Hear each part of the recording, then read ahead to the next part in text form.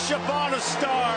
It does make a difference who you are, because everything your heart desires might not come to you, even if you've already had a parade.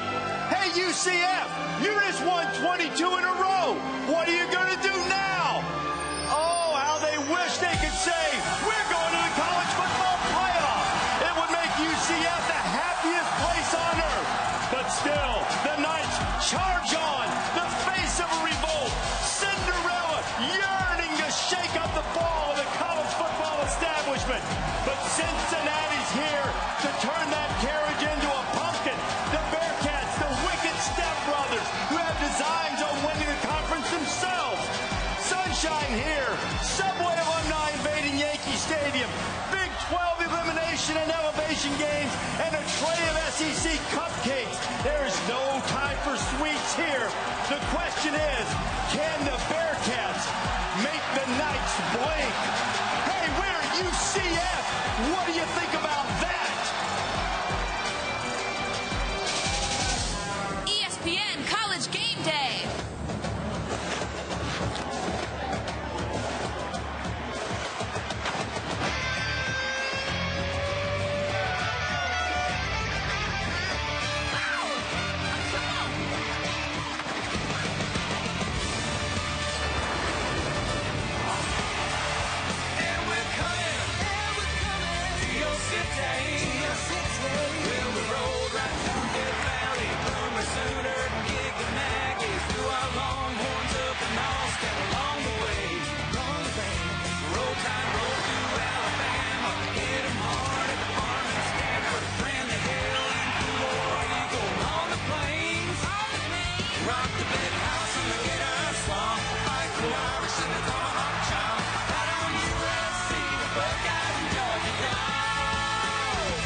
Check it out, everybody, keep it locked. Where you got it, game day is in your city. Get your weekend started. It's a new college party atmosphere. Live crowd on fire, energy in the air.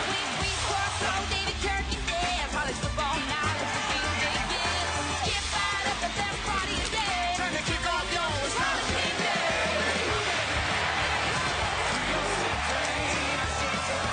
If you want a little bang in your yeah. If you want a little sing in your sing sing. If you want a little change in your shine shine. Come along, come along, come along. Yeah. Well, we're coming through your city.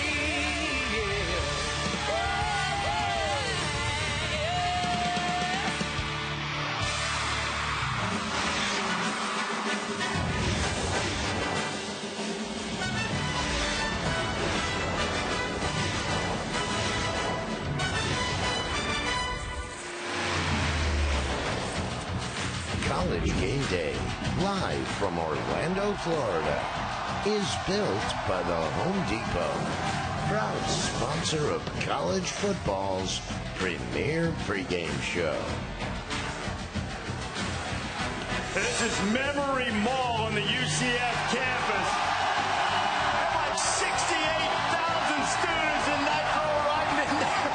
Is that the Sunshine Scooter out there on the bus? It's my friend. It's your friend, okay. Oh, I thought for a second we were doing the headgear for the kids. I thought that was my man out there. They have the largest undergraduate enrollment in the country in all. I think they're all 68,000. They're all right here. Apparently, there's class credit. Exactly. Glad to have you with us. College Game Day from UCF. Reese Davis, Desmond Howard, Kirk Herbstreit, and a home game for Orlando's own Lee Corso. Oh, wait. Listen, a lot of people are excited in this state about what is happening at UCF. Other schools, and they're especially excited about the 22-game winning streak. Yeah. Other schools have done it, like Alabama did it 3 years ago. But UCF and Alabama in the same sentence, I'll take it. Wow, he's right out of the game. How do you follow that? How do you follow that? They want Bama. There's a sign right there that says they want Alabama. Yeah. You know what, Coach? I was in the weight room the other day, and you had strength and conditioning coaches like, man, thanks for being here. We got so happy you guys are here. I'm like, you guys have earned it. You deserve our presence. Sure and this is going to be a 3-hour infomercial commercial about Central Florida. It sure is. I can't wait. It's exciting. Yeah. It's going to be fun. We'll have some fun debates. Yeah. We'll talk about the rankings and brag on these guys for the great season that they have going, the great players that they have, and then we'll talk about some other things determine if they're one of the 4 best teams today. Yes, today. Absolutely. That's going to come up in a little while. We'll see what our new best friends think here. You know, the Big 12 has some sorting out games to do, but let me tell you, the game that has the biggest impact on the CFP is going to be played in Yankee Stadium. Yeah, big one, Syracuse and Notre Dame. Ian Book expected back, which is huge for this Notre Dame offense to go along with Dexter Williams. A balanced attack today will be important for Notre Dame to try to keep Eric Dungy off the field. A very talented quarterback, a scheme that's tough to defend. They average 44 a game. The Notre Dame D-line and the linebacker play will have to be outstanding today. Yeah, I'm looking forward to that game. But how about West Virginia versus Oklahoma State? Now, the one game that West Virginia lost, they had a lot of trouble trying to run the ball. Only gained 52 yards on the ground against Iowa State. The issue for Oklahoma State, they can't stop the run. In order to have a chance, I think the Cowboys' defense is going to have to beef up and try to stop the Mountaineers' running attack. Iowa State at Texas. Iowa State has won 5 straight conference games for the first time in school history. All offenses led by quarterback Brock Purdy.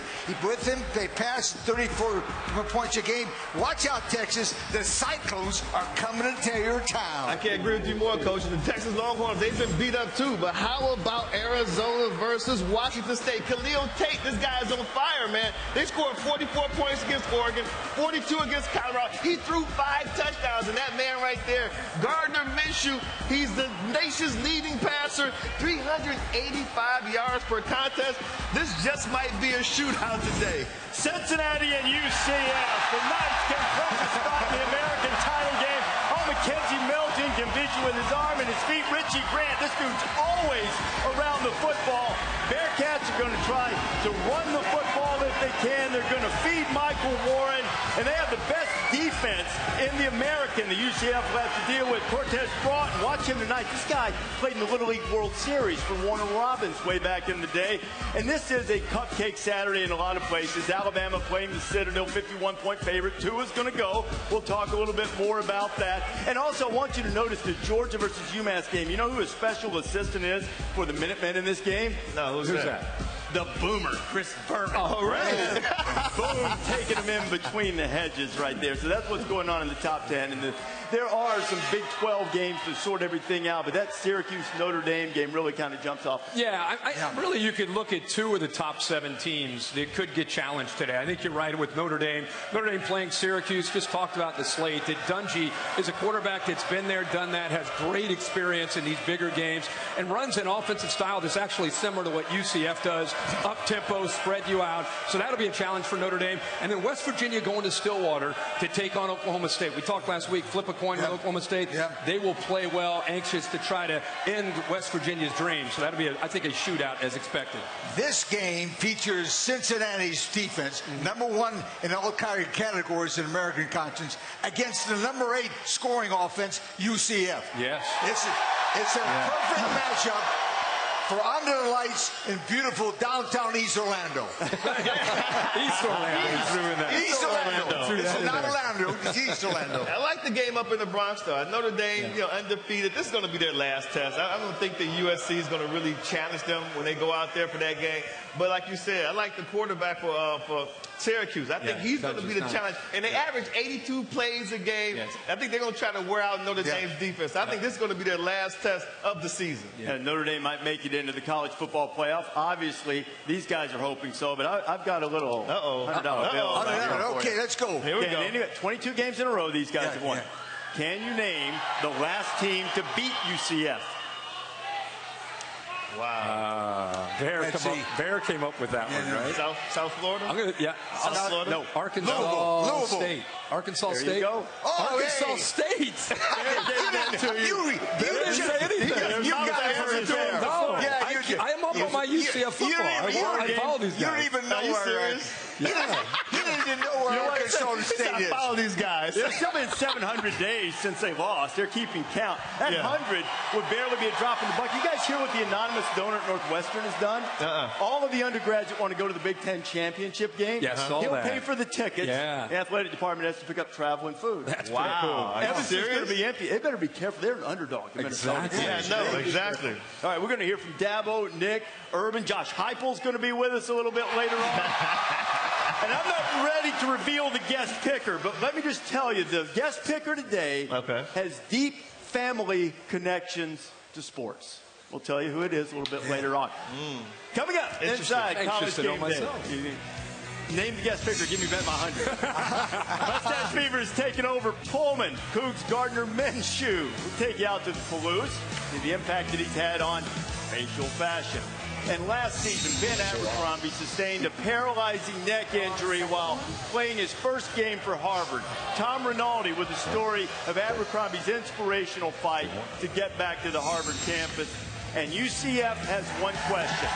Why not us for the playoffs? Gene Wojciechowski spent the week in Orlando talking to the faithful. And that's what we do here at UCF. We win. 22-0. Who's better than us? How many more people we got to beat? We want a chance at Alabama. He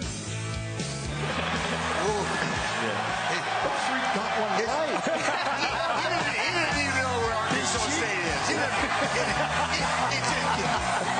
You read it. Where'd you get that from? From your notes right there.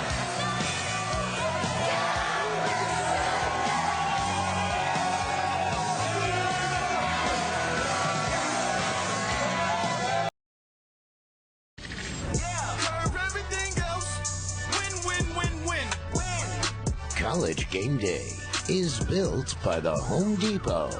More saving, more doing.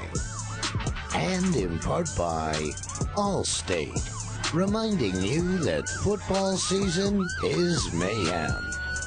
And Pizza Hut, official pizza of college football. No one out-pizzas the Hut. College Game Day bus, and Bobby, the bus driver, getting an escort in, which is a little different than getting pulled over and jacked up on the side of the road by Johnny Law. And you see UCF was welcoming here. They've been locked in and ready for the game as well. So there's been a lot.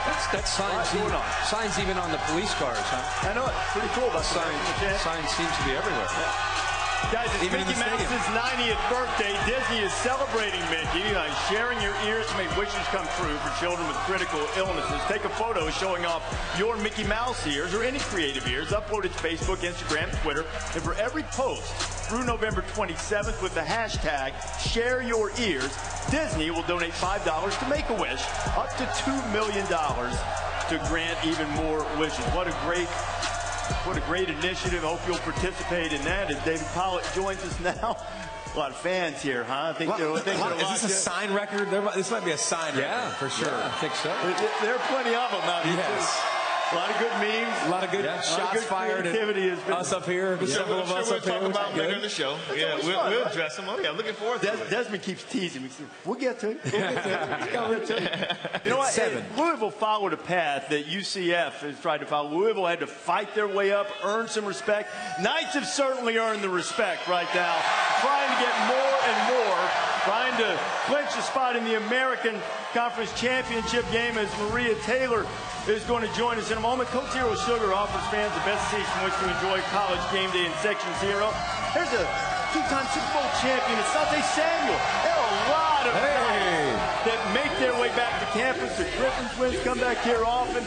Maria, there's a lot of school pride here at UCF. A lot of pride, Reese. I think this is the most signs I've ever seen during my game day tours. And we know that we're in the Sunshine State, so that kind of got us thinking, with Miami and Florida State and Florida all being on the struggle bus, is it safe to say that UCF is the best team in the state of Florida?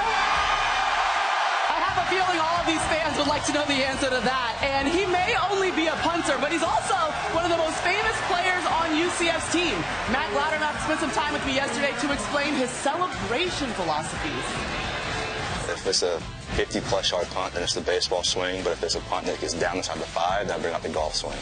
And then the McGregor walk is just whenever I feel it.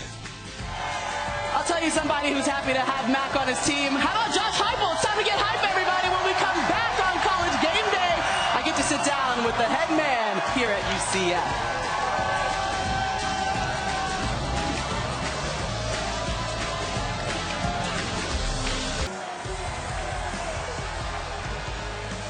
Aerial coverage provided by Goodyear. Keep pushing day in and day out on the field and on tires you can trust to help you go the distance. Goodyear.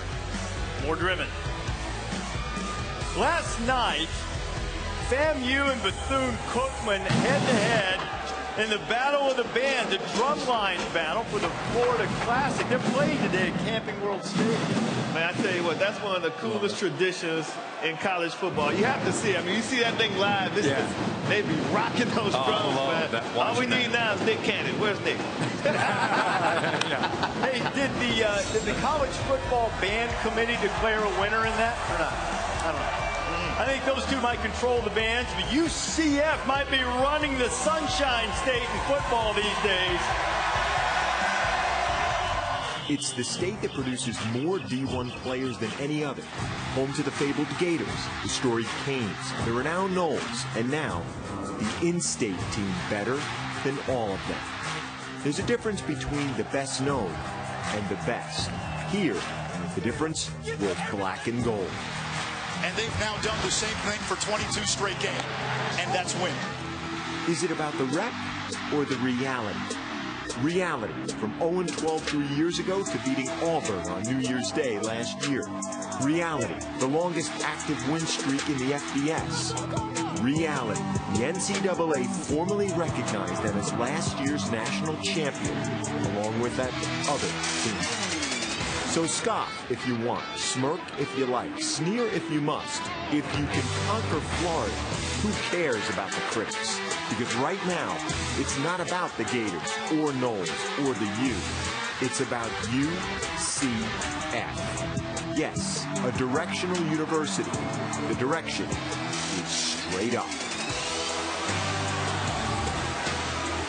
When UCF declares itself national champion, that just opens them up to a lot of hotly contested debate, but it is indisputable. They are state champions. I mean, look at their 22-0, 5 games better than South Florida. By the way, is on a 3-game losing streak. They go into action today. The so-called big boys, Miami, Florida, and Florida State, have all scuffled, though the Gators seem to be trending in the right direction. Willie Taggart's first year has been a struggle. I think in the state of Florida, though, the real big question has been what's wrong with Miami? You thought that they were getting to the edge last year, and they've taken a big step back. I think, and Des, you live down there. I think, and you see him in practice. I think a lot of us expected Miami to be competitive this year. They're a quarterback away from really making a run to it, maybe contending and challenging Clemson, but it's not come to play. If you go back to last year, the day after Thanksgiving, they lost to Pitt. And their next 10 Power 5 games, they're 2-8 collectively. 2-8 against the Power 5. The quarterback play has been horrendous. The offense efficiency numbers are a disaster. Their defense is playing well enough to win. They just cannot, you know, when was the last Miami quarterback that was great, that was winning championships? I was thinking about it. I got to go all the way back to Ken Dorsey. Wow. In 2002. Wow. That's how long it's been since the Canes. I mean, Kaya was good, but he wasn't winning championships. Right. Championship, I got to go back to Ken Dorsey. That was before. Were you playing in 2002? Yes. You were a freshman? Yeah, I was a freshman, yes. But, okay, so saying that, since then, Central Florida's had Blake Bortles, first-round pick, Mackenzie Milton. That's so, right. I mean, to me, like, literally, if we start talking about this, if you put Mackenzie Milton on Miami, they're a national championship contender. So they got to figure out that spot. Florida's the same issue. Florida's been the same thing since Tim Tebow. So I think all these teams, the recruiting ground is plentiful, and there's all these D1 guys. Right. They got to hit on quarterbacks, and that's where they've missed, and UCF has it, and that's why they're at where they're at. And you would think Mark Richt would be able to get a quarterback. He's a former quarterback. He's a U guy, so you would think that he'd be able to pull it off and figure it out at least. I think last year we got a false impression about how good Miami were as a team because their defense was so dominant with the turnover chain. And I think that once they played against Pitt and they couldn't get those turnovers and you really had to sustain drives, then that's when the weaknesses and the issues on the offensive side of the ball became exposed, and everything just started to build from there. So I agree that you got to figure out the quarterback position. Well, you know, Florida has improved for sure. And I've got a sneaking suspicion those New Year's Six bowls come out. You guys wouldn't mind seeing the Gators on the other side, would you? But whoa. That means you wouldn't be in the playoffs, though. That means you wouldn't be in the playoffs. Always Okay. Trick question. What about Florida State? I mean, the Seminoles. Florida State first year with Willie Taggart. You watch them every week, and you keep waiting for them to kind of dig in and turn it. Bottom line is they got to go recruit. Yeah. They've got to go out and recruit not just talent. They got to go out and recruit personalities and leaders and just change the culture. I mean, it's not just about guy runs a 4.40. They need to change the personality of that team. In my opinion, they need to understand the battle is won in the trenches, and they're getting dominated Especially offensively offensive line. and defensively in the trenches. It's been like that for years, especially in the offensive line. So they got to start getting some guys up front that can handle their business. I don't have your bankroll, so I'm not going to do a $100 question. All right, go ahead. But the last time Florida State missed the bowl game, you know how many years it's been? Oh my God! You got to go back to. They've been to 36 straight. 36 straight. They lose today against Boston College. They're not going to a bowl. So think of, when you want to think about. I mean, that's pretty significant. They're at a low. Once upon a time, Florida State was considered a team that was a national championship contender. But these days, when the national championship trophy travels around, it makes a stop in Orlando. College football playoff national championship trophy presented by Dr. Pepper. That is the one that they will give out at the end of the college football playoff. Our Goodyear blimp-worthy moments tells you about UCF. Think in 2015, these cats didn't win a game. That's 2015. 0-12. George O'Leary really elevated the program, left in the middle of the season. It was a complete disaster. And then Scott Frost comes in.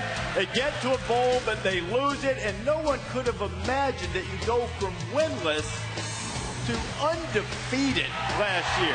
13-0. They took down Auburn in the Chick-fil-A Peach Bowl. The American, by the way, has done very well in the New Year's Six games. One of the reasons they're hoping someday to get an opportunity for a little bit more. You go from 0-12 to 22-0. One of the starting from the bottom now.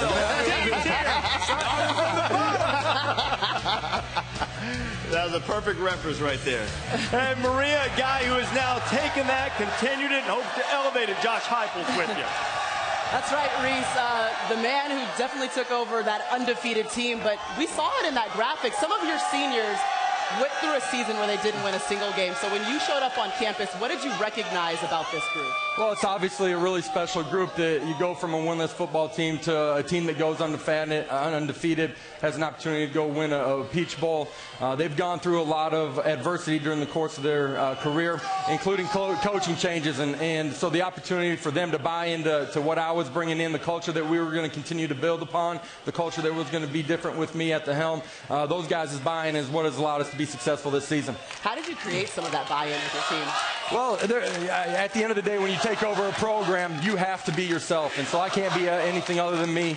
At the same time, there's some non-negotiables that we're going to put in place, but some things that can go either direction inside of a program. I wanted to make sure that they had some of those creature comforts, and we continue to build upon the things that they thought were important to winning. All right, a big part of being important to winning for you guys is certainly Mackenzie Milton in the way that he's been able to play. You're a national championship winning quarterback. What do we need to know about this guy every time he takes the field? He's dynamic and special. Everybody can see the plays that he makes with the ball in his hands, with his feet, inside of the pocket, outside of the pocket. I think the thing that he's continuing to grow into is a great leader inside of our program. He's a great player from inside of the pocket, controls our run game, does a great job with our protections. He's as special a player as there is in the entire country. Well, this is a special place as there is in the entire country. I mean, you guys have some amazing traditions. I want to take a look at a Pizza Hut game day tradition, and it's called the Spirit Splash, because I need you to help me understand exactly what's going on here. Coach, you were there. I was there. I didn't understand it until you can see it live and in person. Our entire student body surrounding our pond in the middle of the campus, and all of a sudden the rubber duckies come out. The guys rush the pond. It's a great atmosphere leading up to kickoff. I think we got the only president in the United States of America that's willing to be in the middle of that and enjoy the experience with them. I love it. It's a great showcase for your program, for this team. And here's your opportunity, Coach. I want you to state your case to the playoff committee why UCF deserves to make it into this playoff. Well, first of all, you look at the track record of this conference in New Year's Six bowl games, 3-1 in the 4 that we've had an opportunity to play. I think that speaks to the strength of this conference. I think you look at what the track record of our players have been able to do over the last year and a half. Tonight is about going and winning the divisional title. At the same time, we have a great opportunity to put our best foot forward in front of the entire country and stake a claim that if you're able to go undefeated, you deserve the opportunity to go earn it on the field. All right, anything you need from your crowd when your team takes the field tonight? Hey, Nightmare's going to be rocking tonight. You guys walk out 60 minutes before kickoff. Our student body's going to be electric and jam-packed just like it has every week this season. All right, Reese, I think I'm riding the hype train from now on. I'm all in right now. Congratulations, Coach, on a great season so far. Good luck tonight. Appreciate it. All right, Maria, this is what we've got on Saturday Night Football. Herbie, you haven't called a game at the Bounce House before, right? No, first time. I've been here. Here's a little advice. When they start jumping up and down in the Bounce House, wide athletic stance. You can't have your balance compromised. It'll start rocking in there. 8 o'clock Eastern time for Cincinnati and UCF. Who is Cincinnati? Well, let me tell you about these Bearcats. Top 20 in virtually every defensive category. They raised 75 to 100 spots in a ton of defensive statistical categories. They have been formidable. They are unbeaten in regulation. They're only lost in a game that candidly they squandered and lost in overtime against Temple. And then the freshman quarterback, Desmond Ridder, he's been good. The offense, I think, really revolves around Michael Warren, the running back. They're going to try to pound you with Warren. They're going to ride him a lot, but Ridder has been very good as a freshman as well to put Cincinnati in an opportunity to keep their hopes alive. They can't clinch the division tonight, but they would likely win it if they can take down UCF. Cincinnati good enough to give UCF major problems tonight. Oh, yeah. I mean, Cincinnati's defense, they're exactly what you would think of. It's blue collar, it's tough, it's physical. The defensive tackles, Broughton in the middle, just big old engulfing guys that are, and right at linebacker number 11, you watch him in the middle of the field, he's running all over the field. Physically wonderful, physically really good. They can get their hands on you. The question will be the speed element. If they can keep up with them, Des, on the perimeter, if they can keep up with them side to side. If they ran right at Cincinnati, Cincinnati would be perfectly fine and set up to win the game. The problem is playing out there in the numbers. I tell you what, I like the physicality of the Bearcats. Yep. I like Fickell's philosophy. He wants to win at the line of scrimmage offensively and defensively. And it makes perfect sense because when you know his background and his coaching pedigree, that's where he came from. He wants to run the ball, control the clock, and be as physical with UCF as he possibly can to make those receivers start to look over their shoulder, maybe short arm some catches and things of that nature. They have a safety, number 32, James Wiggins. Watch him. He's a big playmaker, freakish athlete. Yeah, great athlete. And you're right about his background. It almost looks like a Jim Tressel coach team. And Luke Fickell, of course, played for Jim Tressel and coached with him, or not played with him, coached with him. This is a team that I think is got a personality about them. I think they've got a confidence about them. This speed that UCF presents offensively is the big question. Can they deal with that speed out on the perimeter, and can they deal with the quarterback play of Mackenzie Milton and how consistent he is running and throwing? Exactly. Tressel texted Fickell some words of encouragement this week, so he has that going for him. And remember last year, too, UCF scored on its first 8 possessions against Cincinnati, and the weather stopped it. It was going to get worse. What is a Bearcat? Anyway, it's a ferocious beast with big claws. It's a kitty cat, according to that sign. You're going to find out tonight. we will find out. Everybody's going to lock in. We're hungry for a big one. And Chef Shane Shively from the First Watch, Home Depot Game Day tailgate, knows his thrilling stuff when it comes to game day tailgating. I got some good friends that live down the street. Got a good-looking woman with her arms around me. Here in a small town, where it feels like home. I got everything I need, and nothing that I don't. What would you say? This is probably, I don't know, 20,000 or so of our new best friends? Maybe more. Keep it coming. All the greeting cards. Signs coming. 22 in a row. They make it 23 in a row. They'll make it to championship game of the American if they can beat Cincinnati. Much more coming on College Game Day. Talk a lot about the stash, but Washington State's Gardner Minshew Institute can play. Got the Cougars hanging around the college football playoff hunt. And Ben Abercrombie, paralyzed in his first game, playing for Harvard last year, Tom Rinaldi, with the story of his fight to get back to campus. It's an inspirational one. And LC will be putting on his 58th different mascot head. Will it be Bearcat and incite the wrath of the home crowd, or will he go with the Knights? Yes. Wait and see. He said yes. Let's see. One of them for sure. And the police car with the national championship. They do not have jurisdiction outside of Orlando. That sign, Brett, doesn't have jurisdiction outside of Orlando. Did it take you a minute to get that one? Yeah, I guess. Of Arkansas, they won 5 of the last 6 games. Oh, if these guys have jobs, they've taken the day off from them. Taking the day off of work. Maria and David, you had one job. That's right, Reese. They actually took the day off yesterday, too, because they were at College Football Live. No one has a job here. But let's find out who had a job last week and just wasn't very good at it. It's time for You Had One Job, presented by Geico. Let's start out with Oklahoma. The cheerleaders are supposed to stay on the Sooner shooter. Nice. But every now and then you fall down. Let's ride the wagon out. That's it. Ride down the style. You got to hang on and finish, though. You got to finish. Don't let go.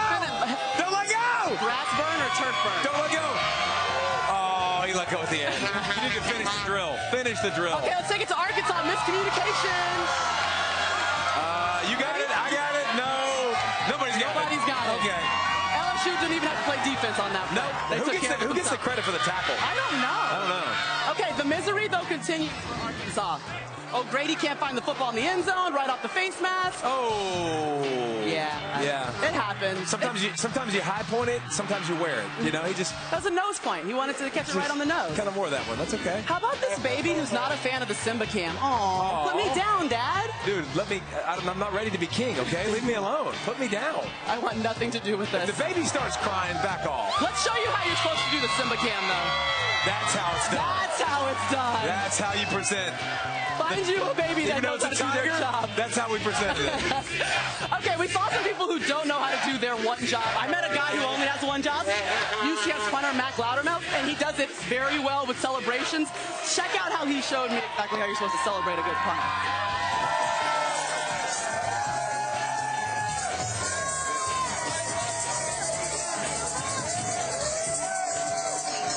The signs just are everywhere. Look at that. These signs are awesome. Look at him. There he is. Let's get something from him. Got milk? Maria Taylor alongside UCF's punter, Mac Loudermilk. And in case you were wondering, he's the guy who has all the great celebrations as soon as he hits a good punt. Watch the reaction of Loudermilk. He knew he hit a home run there. Get out of the yard. You don't see that from a punter. That's right. Get it all out.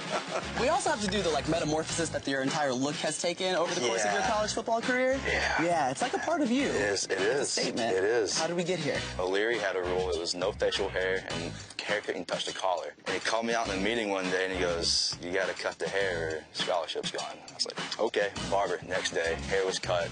And then from there on, I haven't cut it since. The celebration is starting here in Atlanta. I feel like we need to walk through some of your celebrations. Like, I just want to be prepared on the sideline for what's going to happen. So can we just do a couple of them out here? Yeah. I got in trouble last game because I kind of gave a club wag. Ref didn't like that too much. Nah, so you got to be quick with it. No punter celebrates in college football like that kid. Was that the 60-degree he had there?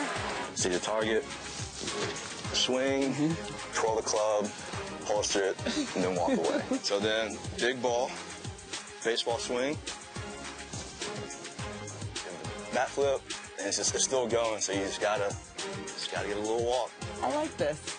Appreciate you. I think you got my swag up a couple points. Trying to help. Punter swag. Punter swag. For the brand. For the brand. No one has more swag than Mac Loudermilk. Look at him. He's got signs here at UCF. That's how important the punter is. The man, the myth, and the legend. I agree. We might need to vote him in for president. That's how impressive he is.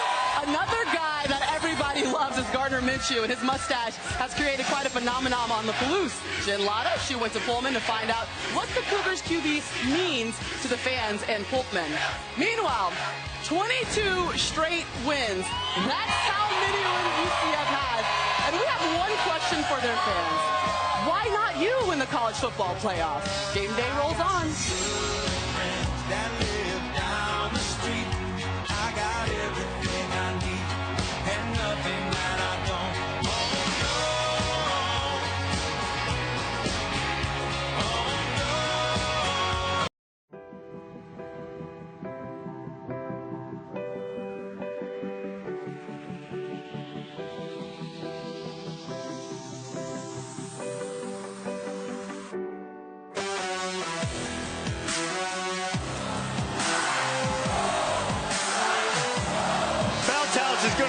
Helping Unite Memory Mall is already a frenzy of energy. Have a look at this. Maybe 20,000 people out there, maybe more. It's hard to guess. It's just, have a look at the truck. Oh. Is that Nitro in there? Nitro's in there. Oh, no. That's a significant upgrade because that's usually where the producer sits. Yeah. We just elevated that position right there. It's a win? Is that what you're saying? There's no difference if he can't hear me underneath there. He doesn't listen to me anyway. So I'm not sure what the difference is, right? The Coca-Cola's here with Sugar Counting us down to kick off your College Football Saturday coming up. West Virginia and Oklahoma State at 3:30 Eastern Time. Mountaineers get the right combination. They could clinch a spot in the Big 12 championship game. Cincinnati and UCF. Top 25 matchup from the American on ABC. Now, our good friends at Wheels Up make sure that our guest picker gets to site every week. I'm going to give you another little hint. While he doesn't have a direct connection to UCF or even Orlando, our guest picker, by some measures, when put to the test, very, very popular in this region of the country and other regions of the country, too. UCF for underrated college football. You know, it's been a theme for the last couple of seasons. You know, what is it that you're going to do with UCF? They want the Citadel too. That's who Alabama has. They would be a 4-touchdown dog to Alabama. They would be more than a 3-touchdown dog to Clemson. 18-point underdog to Michigan and double digits to Notre Dame. That does not scream put them in the playoff. But they've won 22 in a row, and they beat an SEC team soundly last year, Gene Wojciechowski. So what do you do with UCF? Well, Reese, you know, you don't do what this license plate says, which is 0 losses. You follow the mantra that UCF has had all season, which is 1-0. Don't look back, don't look forward, concentrate on that week's game. But it's hard not to think about those CFP rankings.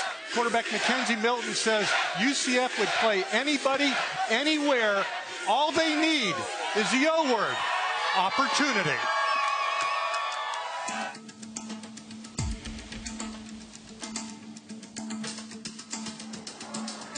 I believe UCF deserves to be in the playoff because we went undefeated last year. We're undefeated right now. How many more people we got to beat? That's what I'm talking about. 22-0. Who's better than us? Nobody wants to play us.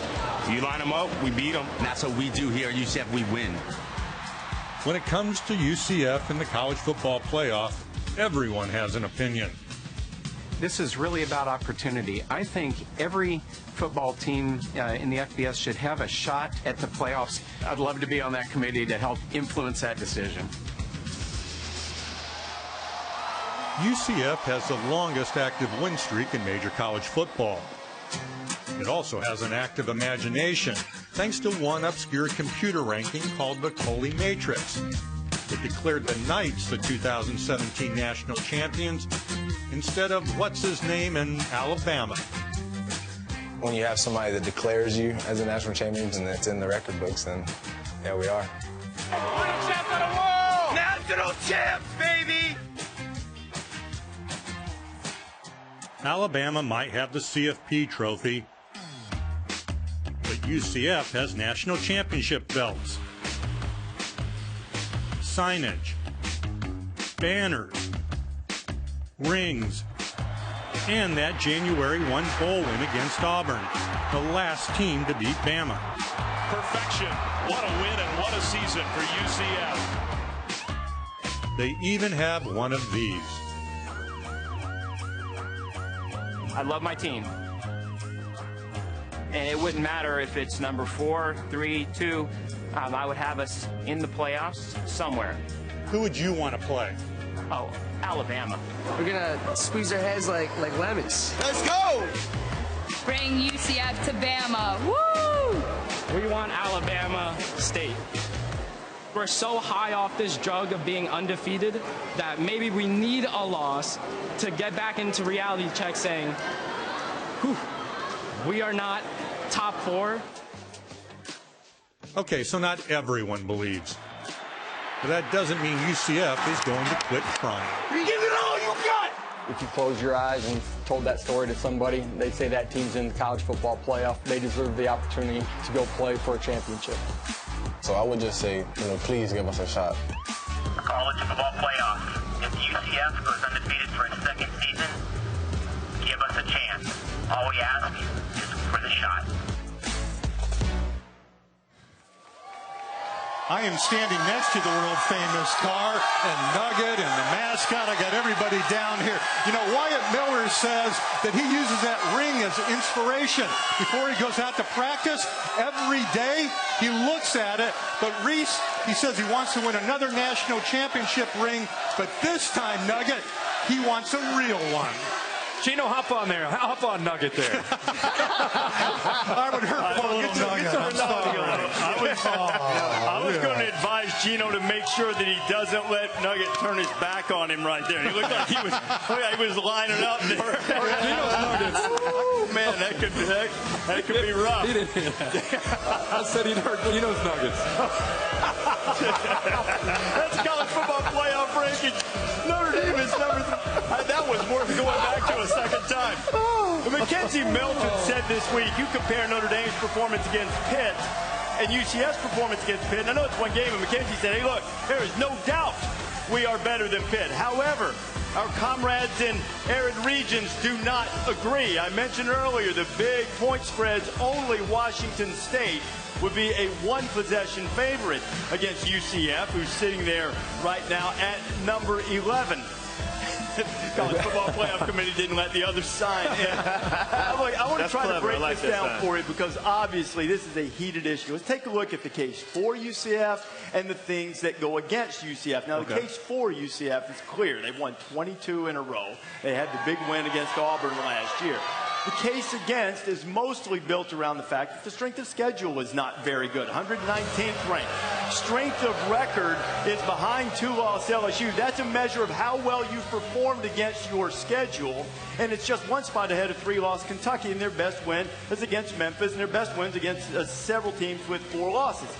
So that brings us to this. With those cases, is UCF getting its due when it comes to evaluation and where they're ranked?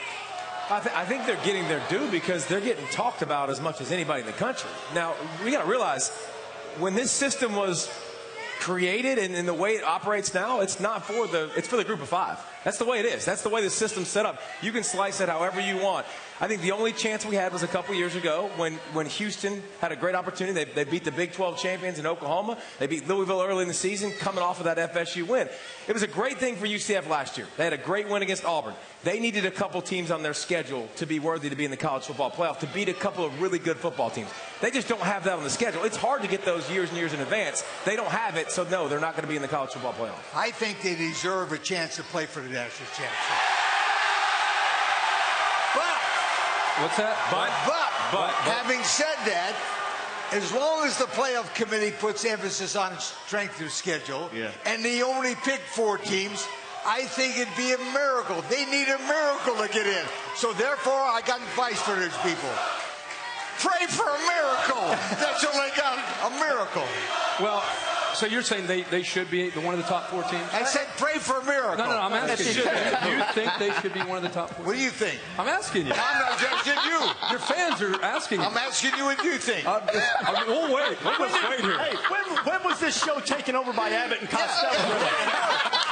It sounds like you don't think that they should be one of the 4. I'll speak for you. It really comes down to this. It's a great team, and it's a great story. Anytime you win 22 in a row, trying to get to 23 tonight against UC, it's a great story.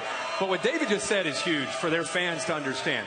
What Houston did at the end of 15, going into 16, they knocked off Florida State. They beat Navy, who was a top 20 team. In fact, at the end of their year, they beat 4 teams up in the top 20. Gave them momentum going into 16. Then in 16, they knocked off Oklahoma. They beat Lamar Jackson. You know where Houston of the AAC was ranked at that point?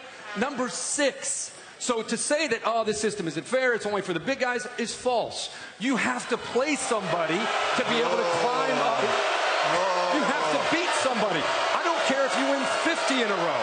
If you don't play anybody, you don't deserve to be in. I'm going to have Kurt's back on that. I'm going to tell you right now. If Houston hadn't stumbled, they were going to the playoffs. A team from their own own conference had a legitimate shot. If they would have kept winning games, Houston would have been in the playoffs. He's right about that. Well, nothing else needs to be said because that's true. And strength of schedule matters. It means something. Now, what David said about the Power 5, I mean, you can get in. It's developed not only just for the Power 5. Don't forget, you still got Notre Dame, too. So you got the independent schools that can get in also. Yeah. I think that when you look at UCF, they're a team that you want to see them get a chance to play some of the big dogs. But right now, they're not deserving of being in the college football playoff as it stands today.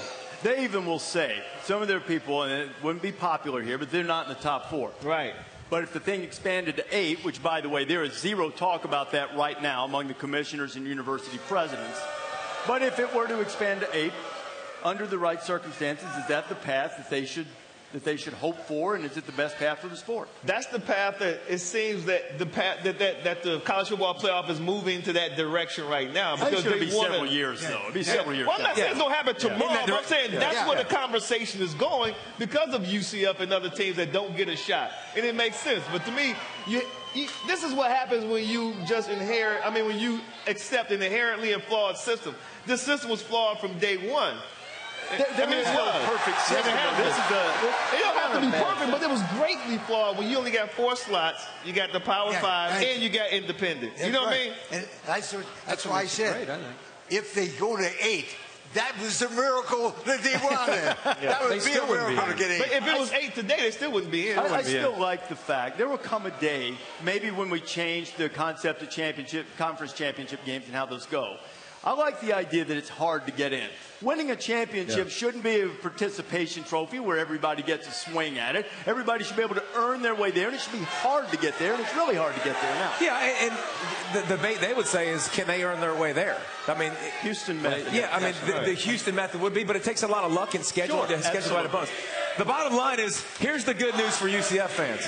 They can do exactly what they did a year ago, go to the bowl season, win, and they can claim a national championship again. Yeah. So it really doesn't matter. They can claim it regardless. Win all your games, and you're going to claim one of those mythical national championships. I like the playoff system exactly the way it is. I don't want to expand it because there is controversy, and controversy You're going to get that every year. Right? Yeah, you get that every year. I think if you go to 8, you're still going to have controversy. Yeah. Sure, you're going to be mad. Again, I think if you go to 8 and you avoid the automatic qualifier, so I don't think you should have an automatic qualifier if you were to go to 8. Still put the best 8 teams in there. Right. So that would then give them. But see, the only way you take the bias out is if you put in an automatic qualifier. You said that you don't like the championship teams, right? So you say if you win a championship team, if you win a championship, a conference championship, you shouldn't be automatically into the class. Not under the current system, because then you'd be talking about Pitt, if we change the current system is what I'm asking. If it went to 8, what I'm asking you is if we change the current system. You'd have to. I think you'd have to overhaul everything. Hey, you know what? David mentioned claiming the national championship. Bear, the body that gave UCF, the Coley Matrix, a national championship. Your thoughts on that particular? I went back. I wanted to see if Tulane had a gripe to win the 1988 national championship, and I went to the Coley Matrix site. I couldn't find any results like pre-2009, but I do want to make a claim. I think Notre Dame, #1 in the Collie Matrix in 2012, even after losing by 1 million to Alabama. Oklahoma State, 2011 national champions, according to the Collie Matrix as well. Yes. We got to take 2 national championships away from Alabama. Oak State 11, Notre Dame 2012. After the game? Yeah. Why even play the game then? That makes absolutely no sense. After the Notre Dame national champions. When it was over in the Notre first Dame, series. #1. It was over in the first series. They claimed Notre Dame #1. How could you give that any credence? Let me tell you something. There's a bunch of claimed. These people don't give a shit.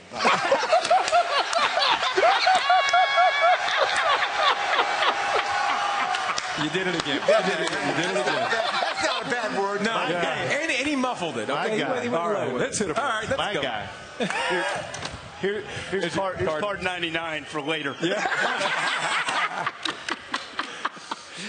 What a great scene. You know what? In the whole history of this sport, one of the great things about college football is arguing over the results. What these guys do to support their team and their belief, that's awesome. I love the fact that they're passionate. They think UCF should be in that top 4. Rankings unveiled every week on Tuesday exclusively on ESPN. College Football Playoff top 25. Again, hey, this whole sport is built on this type of controversy. It's good for it. Coach Zero Sugar counting us down to kickoff. Urban Meyer focused. Team on the road. Buckeyes have never lost to Maryland. Maryland without their quarterback, Kasim Hill, but Tyrell Peagram's played a lot. We'll see if Urban and the Buckeyes can set up that showdown with Michigan next week for the Big Ten East Championship that's coming up at noon Eastern on ESPNU. There's the head Gator, Dan Mullen, against Idaho. The Vandals coming in. Vandals moving down in the division, just over an hour and a half away from kickoff at the Swamp. Aerial coverage provided from Orlando by Goodyear. From the end zone to the upright, nothing comes between hard work and a goal. Goodyear is more driven. We're going to turn our attention to Washington State coming up. Gardner Minshew and the Cougs fighting for a playoff staff, but everybody wants to talk about the stash. Halfway through, guys started dropping out. That just made me mad. So I was going to prove a point that I was going to, be the last one standing. And then it just kind of took on a life of its own. It didn't indeed do that. Also still to come on College Game Day, our Pizza Hut home team fans. Stay tuned. College Game Day, built by the Home Depot, is brought to you by Disney's Ralph Breaks the Internet, in theaters November 21st. And Geico. 15 minutes could save you 15% or more on car insurance.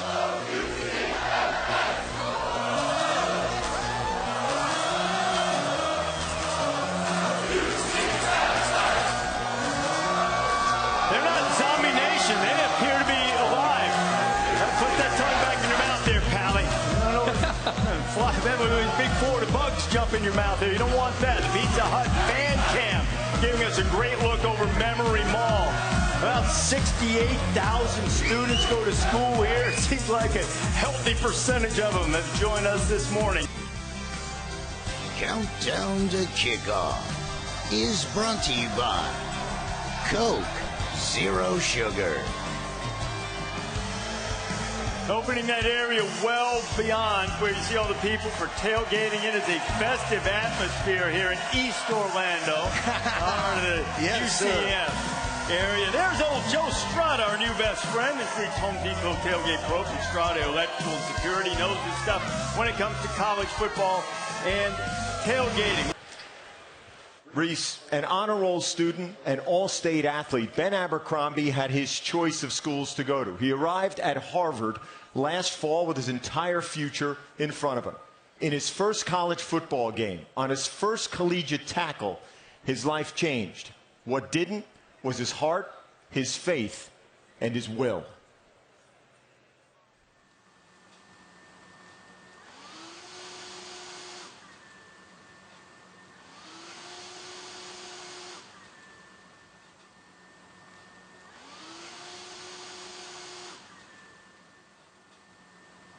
The morning routine takes about 2 hours.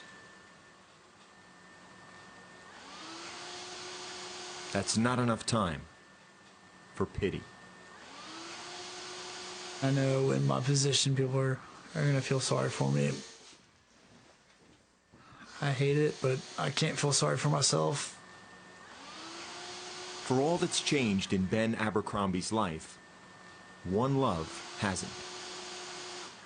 I'm going to say a word to you. Football.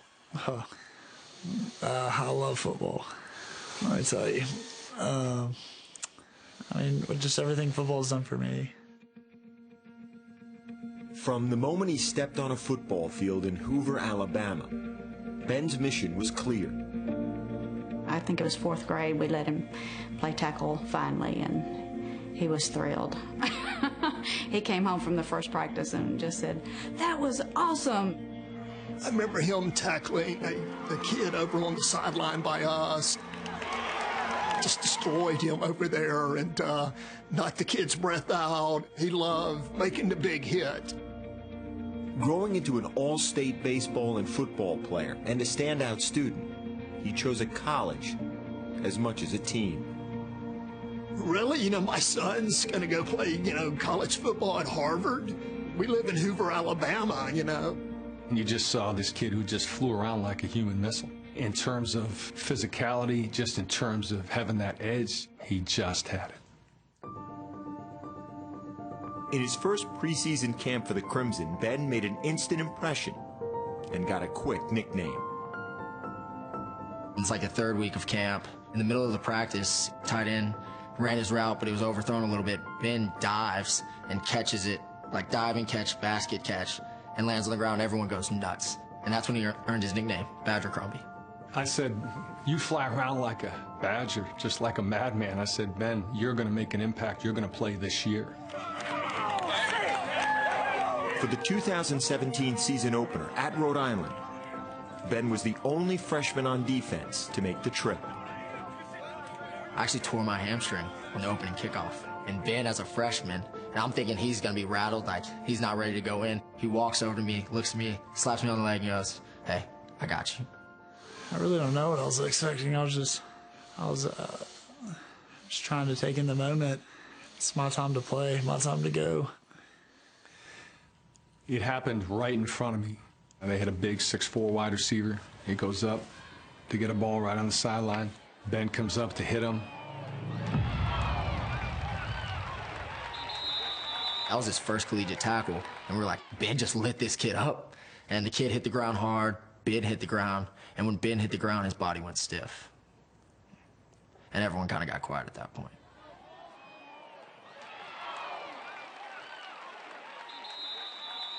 I knew something was very wrong.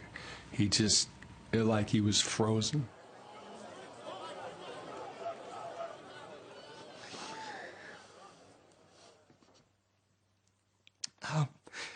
You know, we were just looking at the TV going, move, please move. God, move him.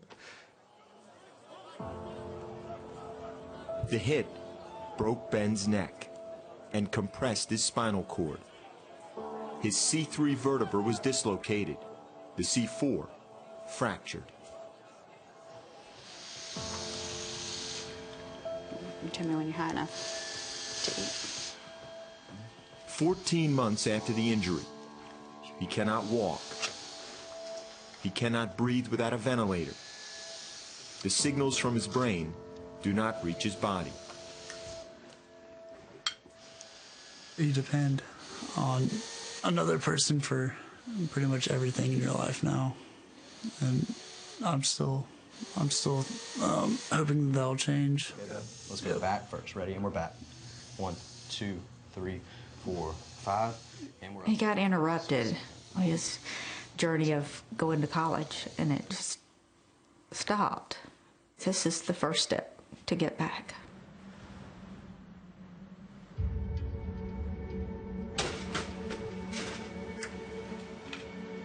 The first step is a big one.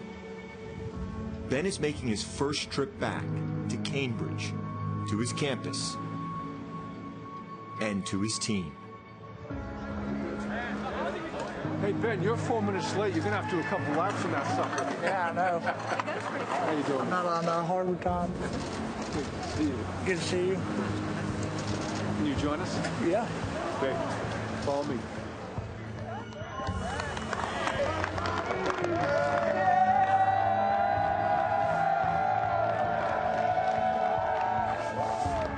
This is just another step coming back to Harvard for the guys to see him. Let them know that's still the same old Ben. That's still our brother. That's still our boy.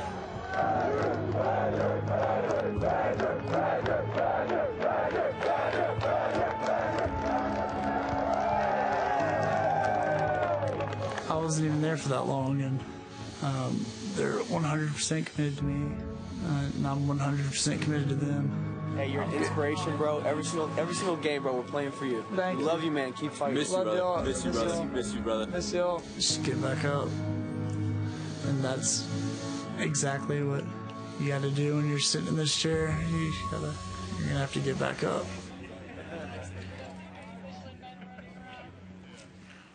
The first trip back to Harvard for Ben and his family is really just the beginning. And there you see them right now on the field at Fenway. Ben, a lifelong Red Sox fan. This has meant the world to him, but just the start. He plans to return to campus next fall to pursue his Harvard degree. He's continuing to make progress toward breathing on his own, an hour at a time, without a ventilator. And he has absolute faith that one day he will walk again. As for this day, Ben Abercrombie has a more immediate goal: to see his beloved Crimson beat Yale. College Game Day will return from UCF after this.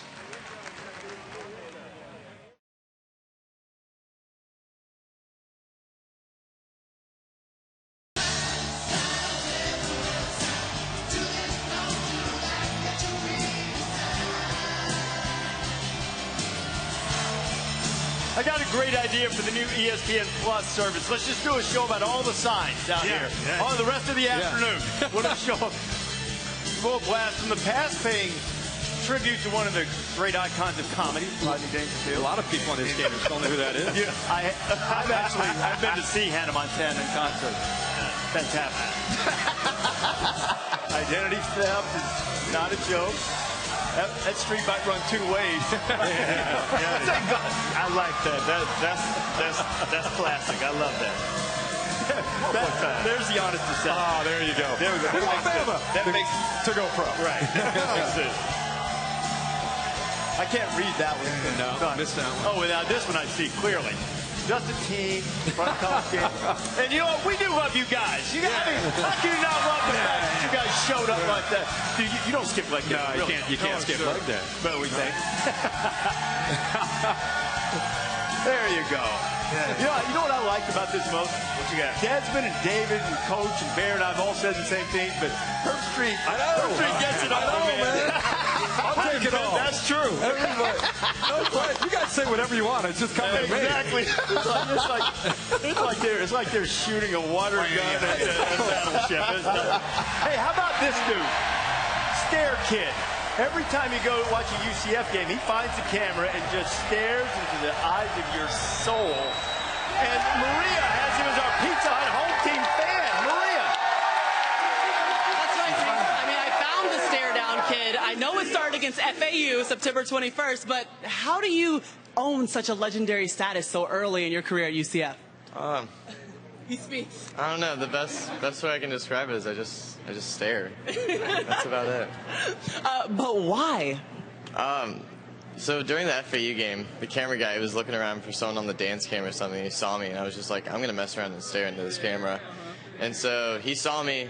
He gave me his finger. He was like, wait a second, I'll put you on. And then he just kept coming back. Okay, well, people didn't come here to hear you talk. They came to see you stare. So now it's a staring contest. That's your camera, and we're staring.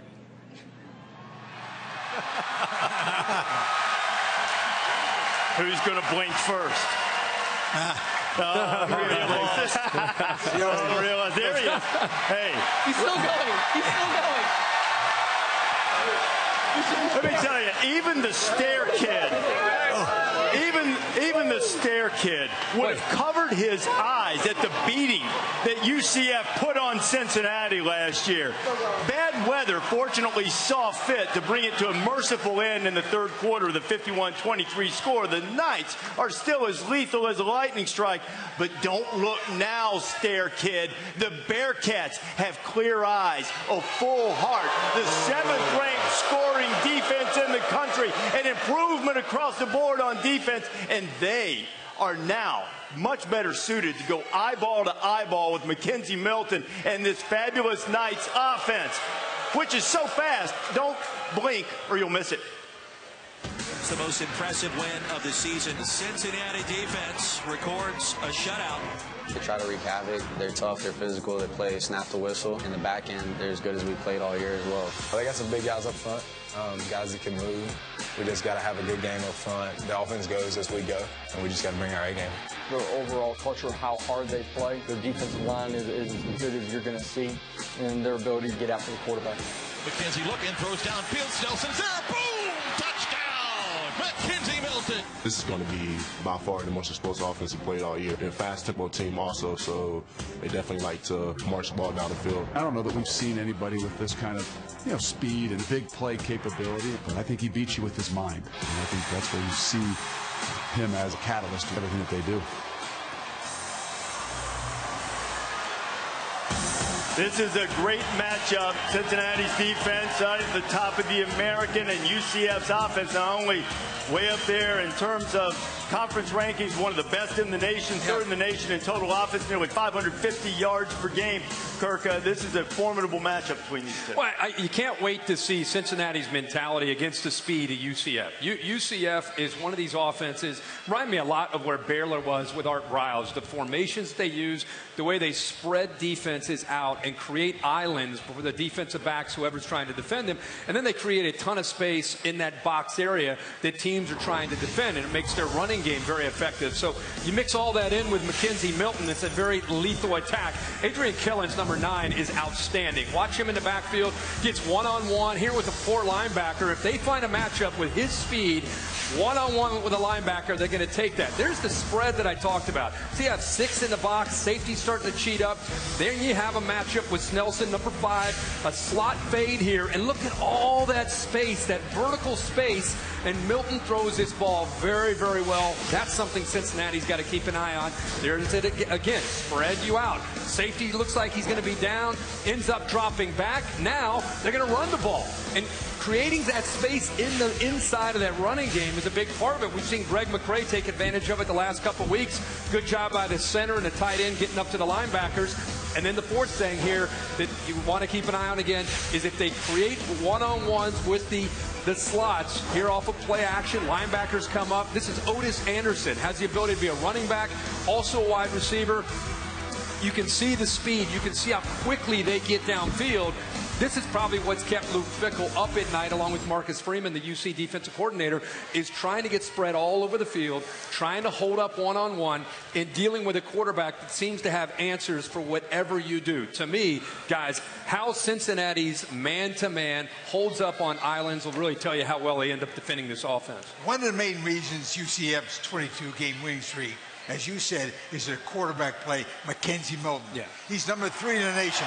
So if I was Cincinnati, I'd go after him, and after him, till I got him. Now, first thing to do, watch at Cincinnati. You talk about somebody can blitz. Watch them send these guys after the quarterback. All of them are flying in there. Boom, they can get to him. Second thing, they blitz with all the guys again. Watch the linebacker going to blitz short. Here he comes, go. He got him a quarterback in. Now watch it. Here's a spy. They got the spy, Milton, because he can run and beat you in a run. Now watch that guy, number 11. He's watching him. He's got him. He's got him. He's got him. He gets to the quarterback, and that's a spy move. Yep. Now Cincinnati has enough talent to make this a real good ball game tonight. They have enough talent to play UCF, no question about it. I know there's no doubt about that, Coach. You know, all the talk is about UCF's offense and, you know, how prolific they are. Great tape by Kirk. But I think they played pretty well on defense, especially in the second half. Defensive coordinator Randy Shannon talked about how these guys bought into his system. They want to be held accountable. And they rotate 8 defensive linemen per game, keeps them fresh. Let me show you what the Bearcats offense is going to have to contend with when they take the field tonight against the UCF Knights. Look at the linebacker, number 56, Pat Jasinski. Now, this is a read option play, but he reads his keys, he doesn't drift out of his lane, and he gets an INT. That's being fundamentally sound and not going for the fake.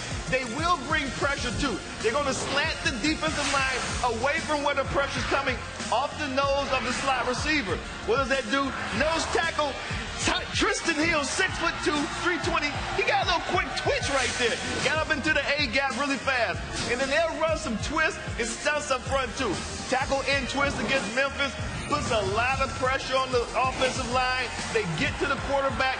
They're number 6 in the nation in tackles for loss, averaging 8.5 tackles for loss per game. And the turnover margin at number 2, plus 14. I think UCF's defense has been underrated. They're going to step up big tonight against the Bearcats. That's a really important point you made. They haven't lost a turnover battle in the last 10 games. Cincinnati's -5 in their last 5 games. Maria, David, what do you guys see in this one? Well, one thing that Cincinnati does have, Reese, is Michael Warren, who's 69 yards away from becoming a 1,000-yard rusher, something Cincinnati hasn't had since 2012. What do you see from the run game? Listen, Cincinnati is a physical team. They're not a passing team. They're not UCF. They're not going to spread it out and throw it all over the yard. Yeah. But they do have a special back in Michael Warren II. And it's the yards that aren't there. I mean, listen, they got a good offensive line, but watch what he does here by himself. I mean, this guy's in the backfield. He's 5'11", maybe 215 pounds. Right there. He's tackled for a loss. Defensive lineman's got him. Linebacker's got him. 3 guys have a chance at him. Cuts it up. And not only that, now has enough speed to take it out the gates and score a touchdown. That's not the only run you'll see from him. Again, right here. Shotgun in the backfield. Hand him the football. Linebacker comes in, shows himself, jump cut outside really quickly. Enough speed to get to the edge and make some plays. You got to keep UCS offense off the field. This is another guy that can do it. When you think about Thomas, another running back that give him the football, powerful guy that can come in, drag the pile. If I'm playing UCF, and I'm going to win, I got to pound the football and keep time away from him. That being said, Cincinnati plays a great game in a phone booth. I think the speed, the spread, too many big plays from this UCF offense. I think UCF wins a pretty close game against their toughest competition of the year. All right, well, the fans are saying they want Bama, but right now David's got you winning against Cincinnati, so at least you got that going for you. Reese, it seems like David's going with the home team. And Maria, if David's right, UCF will advance to the championship game in the American. They'll play the winner of the Memphis-Houston game, which is on Friday. In the state of Texas, Texas A&M against UAB. UAB is terrific defense, 9-1. They're going to the Conference USA title game. Remember when Jimbo Fisher at one time was going to take over UAB? Got scuttled by the Board of Trustees back in 2014. UAB hired Bill Clark. He started his career as a high school coach in Alabama. Later on, the program was shut down. 66 guys left. You thought they would never come back again, but a few months later, they reinstated the program. Clark stuck around through it all, despite not having football for 2 years in 15 or 16. Last year, they make the second bowl appearance in school history, and this year, they are rolling. They got the Aggies today, and Bill Clark's wired.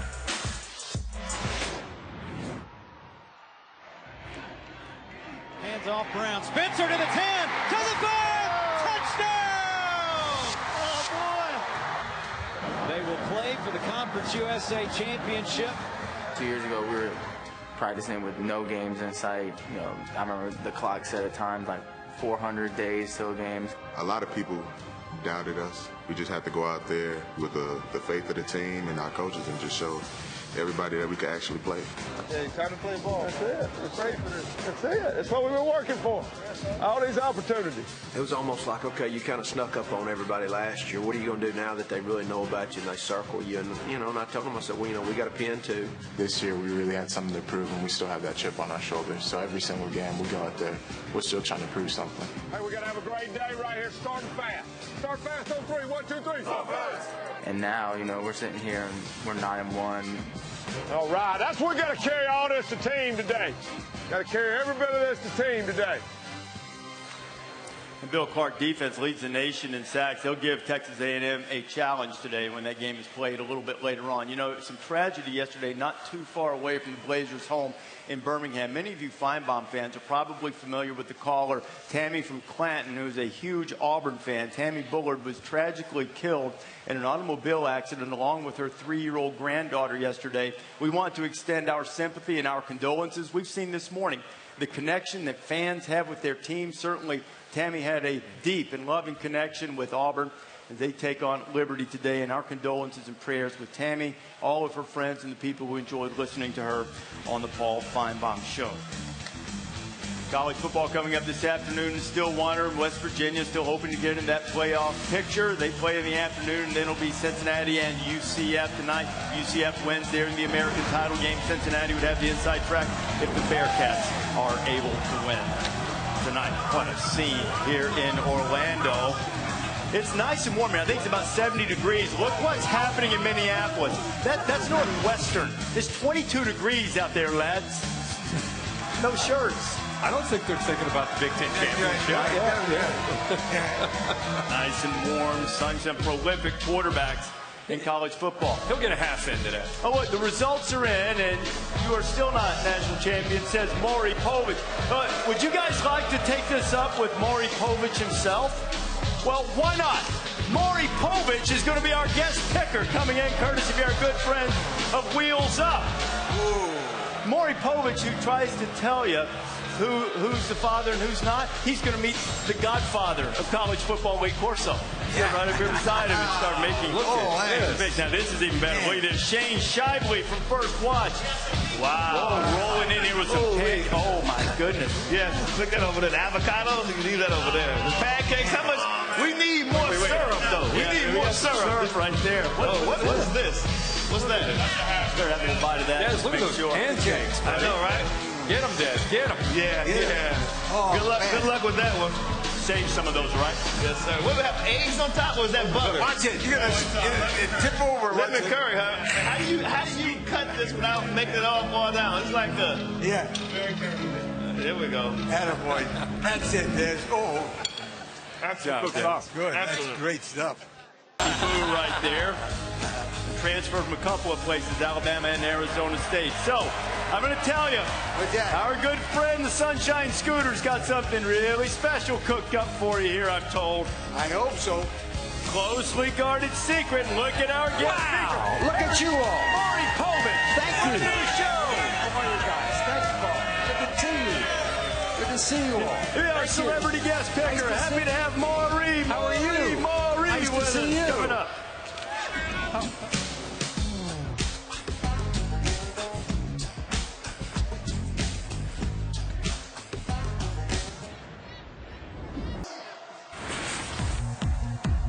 College Game Day is built by the Home Depot. More saving, more doing. And in part by Reese's Peanut Butter Cups. And Chevy. Chevy has earned J.D. Pollard Dependability Awards for cars, trucks, and SUVs. Give me some not so fast. Oh, it's starting to count down to the start of your college football Saturday. Aerial coverage provided by Goodyear. Whether the drive is a single yard or 100, hard work, determination, grit helps you score. Goodyear is more driven.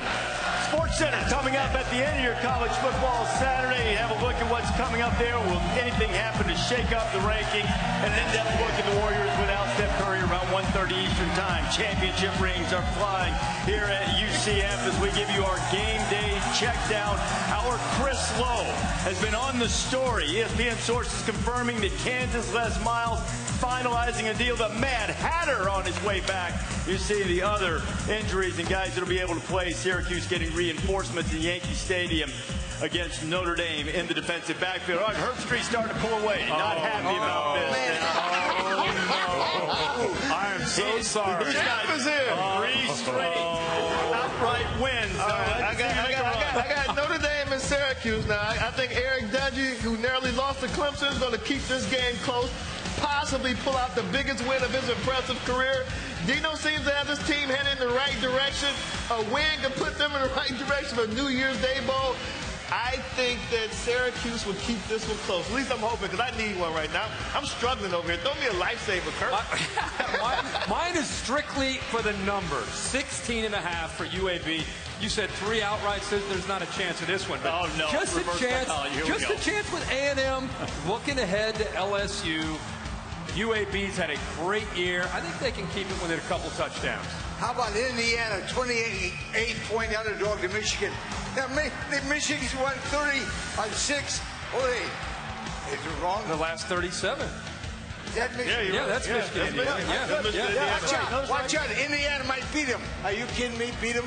No wonder I'm last. I'm going to go with Wake Forest over Pitt because they're getting a touchdown at home. Now, Wake did a pretty good job against NC State against the run. I know NC State can't run on anybody. Let's call it a gut feeling. Home team getting points, and congratulations on UAB upsetting Texas A&M. You got that locked up. Saturday's selection is brought to you by Chevrolet, our celebrity guest pickers. Let's see who's leading the way and setting the standard that Mori Povich will try to catch up with. Yeah. Drew Bledsoe, and last week at Boston College, Chris O'Donnell. Yeah. Wow, putting up a 10-3 run, but so far, I can't resist, Maury. Drew Bledsoe's still the father right now of the celebrity pickers, right? Maury, great to see you. Thanks Reese, for doing good to this see with us, you. all right? Desmond. Yeah, good to see you, Maury. Good to see you. And my man, you don't understand. I'm from D.C. Yes. He was Tom Nugent's assistant coach at the University of Maryland. I'd like to say this. His father, Shirley Povich, Yeah. is one of the greatest sports writers of all time. Thank you. Wow. 75 years with the Washington Post. Wow. That's awesome. Isn't that great? Your dad was a great man. Yeah, but Lee, you're the man. He is the man. He's the man. Let's make some quick picks. We've got to get it going a little bit here with our Saturday selection. Let's start with Yale Harvard. Oh, I like Harvard this game. I think Harvard's going to win a close one against Yale. I pick Harvard. I pick Harvard because my grandson goes to MIT, and that's next door. Wow. Well, that's good reason. Yale in an upset. Oh, Yale in yeah. an upset. Yeah, I think Yale's won the last two. I'm going Harvard this year. Oh. I think Tim Murphy finds his guys, gets those guys ready to play today. All right, Princeton trying to win the Ivy League against Penn. Who gets it? Oh, Princeton will win the Ivy League today big, too. At least by 3 scores. Okay, it's my alma mater. What can I tell you? I know Princeton is undefeated, but I got to go with Penn. No. Princeton is 9-0, make it 10-0. Oh, Princeton. Lord. I wonder if Boomer's Brown team's going to win. I think they play Dartmouth. I'm going with Christopher Davis. Whenever Princeton's up there, your son, that's the reason I picked Princeton. Who did some damage at Shirley Povich Field against Georgetown this past year. There we go. I digress. What about Lehigh Lafayette? Oh, this is easy. Lafayette big over Lehigh. Holy man. Really? Yeah, Lafayette big. You know how smart those Lehigh guys are? Yeah. I mean, they're all engineers. I'm going to take them. And not so fast, Desmond. Lafayette is 3-7. Make them 3-8. Lehigh wins. Lehigh wins. I'm going with Lafayette. This is a new world record. There we go. Exactly. Yeah, I'm going with I know it is. There's Patriot League there, but it's okay. Oh, okay. Iowa State and Texas. My bad. Texas, that's Big 12, Texas by the way. been beat up, banged up. They're getting some guys back. I like the Cyclones, though, in Austin to win a close one. I'm going with Iowa State. Brock Purdy is a winner. No, I think Texas is on the rise. I really do. Great pick. Great pick. Texas with me? at home wins it. Texas at home, I think, is the fact it's in Austin. They play different there. They'll be inspired. Still have a lot to play for. Give me the Longhorns there. All right, that's exclusively on the Longhorn Network tonight, by the way. What about Ohio State, Maryland, in a matter of minutes? Dwayne Haskins back home in front of a huge crowd. He wants to put on a great show against Maryland. I have Ohio State big over the Terrapins. Okay. The Shirley Povich Center for Sports Journalism. It's at the University of Maryland. Is it? Wow. It is maybe the finest sports journalism center in the country. I'm taking Ohio State. That was a lead comment. They got Michigan next, so Ohio State close. Close? Yes, close. Okay. I get Ohio State. I think Haskins gets back home, has a big game. They're trying to build some momentum before they get ready for the big game next week. All right, Northwestern against Minnesota, slight underdog. Yeah, and which is surprising to me. I think Pat Fitzgerald has the attention of his team. I think they're focused. I like the Wildcats to beat Minnesota. I do, too, only because Wilbon would kill me if I didn't take it. And listen, Minnesota opened as dogs, and now they're favorites. Somebody knows something, I don't know. Minnesota. Oh, really? Yes. Pat Fitzgerald doesn't care if this game doesn't mean anything. He does a good job getting his team ready. Pat Fitzgerald and the Cats feel disrespected. I think they take care of business today. All right, that's Northwestern. See you Minnesota. later. See ya. He's out. We got something afoot here as Coach takes off for the head. Be a hell of a split coming up, huh? Purdue. I think because of the coaching distraction at Purdue about Brown going to Louisville, I think that Wisconsin is going to win this game. So I got Wisconsin in the close one. Believe it or not, I'm taking Purdue because Wisconsin, believe it or not, should have been much better this year. Really? Really? Well, let's see. Not so fast, my friend. Oh, from really? Him. Yeah, He's taking Wisconsin up. He says, Wisconsin. Purdue has bucket game next week. Let him speak for himself. Wisconsin in an upset. I'm going with Purdue. I think Purdue's been up and down and up and down. They're at home. They got offense. I think they can outscore Wisconsin. All right, let's go hurry up here. Michigan State, Nebraska. Oh, I got Nebraska at home. Michigan State. What? Another not so fast. He says, listen to it. This is right off the paper. Nebraska. Old Nebraska leads the series 8-2. At home, wins. All right, I'm going to go with... you like Michigan State? No, I'm going to go Nebraska. I think Adrian Martinez gets it done for them. I like Nebraska to win. UCF coach Scott Frost. Pitt and Wake. Oh, that running attack from Pitt. Wake cannot stop the rushing attack. I like Pitt over Wake. Pitt could go to the playoff, for crying out loud, in that conference. Are you kidding? They lead their division. My man says Wake makes it close, but Pitt wins. I'm going to go with Pitt. I think Pitt's really starting to build some momentum, getting closer to that ACC championship game. All right, snowing in Boulder. The field is covered, Dave Platty tells me. Utah, Colorado. Nice sloppy game. I got the Buffalo winning over Utah. Utah's too beat up, too banged up. I like Utah. He says Utah bounces back, gets wind, and covers. He couldn't say it better himself. I know. I'm going Utah there myself. Herbie loves nothing better than when Coach leaves and he gets to imitate him. Hey, what about the Arizona-Washington State game? Washington State in the shootout. Yeah, Wazoo? Yeah, Wazoo. Yeah. Washington State, always. He says Washington State looks ahead to Washington in the Apple Cup. Make it a close win. Washington State. I'm with Washington State, too. All right, let's move quickly in. Another Washington State all the way across the board. Congratulations to Arizona there. Yeah. And then we've got West Virginia and Oklahoma State, 3:30 on ABC. I want to go Cowboys because they do rise to the occasion, especially against ranked opponents. But I think that the Mountaineers will pull it off, so I'm going West Virginia. How can they not? I think they got maybe the best quarterback in the country. Yeah, really? Greer, huh? They like this guy. They like this guy named Mackenzie Milton. Yeah. Didn't I say maybe? Smart man. My man, no script for my man. He's going to Oklahoma State. And I'm going Oklahoma State at home. I think they can win this game. I like Oklahoma. That would be 4 straight wins for the Pokes against West Virginia. What about Houston, Notre Dame? I think there'll be a shootout. I think Notre Dame wins this game late, so I'm going Notre Dame. Not because of Ian Book, because of Dexter Williams, though, the running game. I like Notre Dame. I mean, I think it's going to be close, though. Yeah. He says Notre Dame aiming for a playoff, win big. Wins big. Yeah, that's what he said. I think this is going to be a great game. I think it's a game where Syracuse will challenge this Notre Dame team because of Eric Dungy's ability to make plays. But I think not just Dexter Williams, Book being back, that balanced attack, give me Notre Dame to pull away. And because of my super dog, I'm really pulling for Syracuse. Yeah.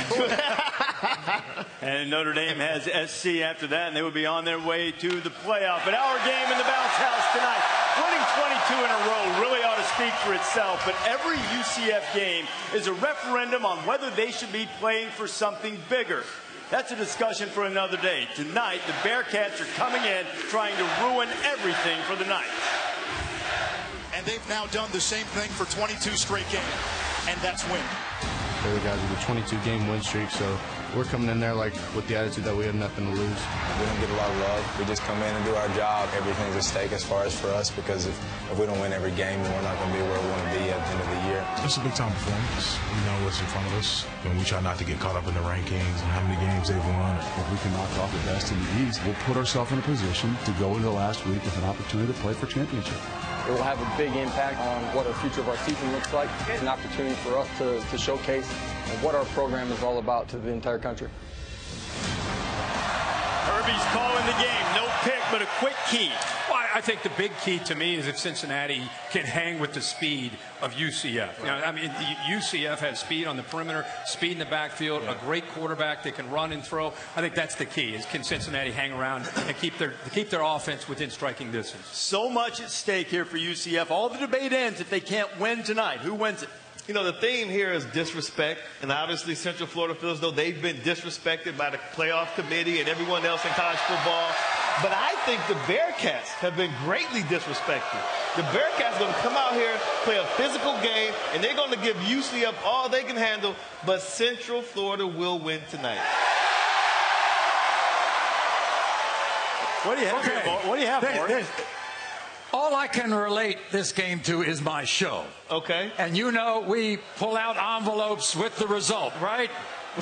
So, when it comes to the big Cincinnati UCF game tonight, UCF, you are the winner. What do we have for my man here? Yeah, exactly. Where's my guy here? But now we have to find out what Lee Corso thinks, the godfather of college football. Go, Coach. What do you have? I know you think I'm crazy being here in the middle of all these fans, but I got 3 good reasons for being here. 1, UCF has won 22 in a row, the nation's best streak. And I live here in beautiful downtown Lake Mary. Finally, UCF is Orlando's hometown team. Go Knights, go Knights, go Knights.